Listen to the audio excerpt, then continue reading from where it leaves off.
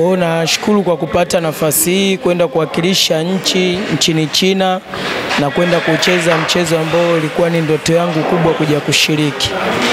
Itakuwa nafasi yangu kubwa sana kwa sababu ndo mara yangu ya kwanza kwenda kushiriki. Maandalizi yangu ndo kama hivi, tupo kwenye viwanja hivi vya volleyball hapa Palm Village. Tuna mwezi sasa hapa hadi tunapokaribia safari daily tunafanya mazoezi kwa ajili ya kujiandaa, na mimi nitajiandaa vyema na nitafanya vizuri. Ni fursa kwangu kupata nafasi kama hii kwa sababu wengi wanaitaka. Ila kwangu namshukuru mdhamini kwa kunipa nafasi hii kwenda kupambana. Na naamini nitafanya vizuri. Nashukuru sana kwa kupata nafasi hii kutoka kwa mdhamini wangu.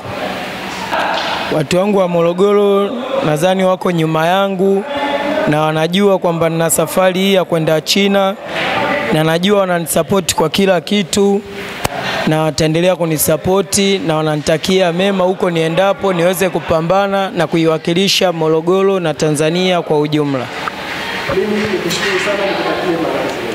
Asante.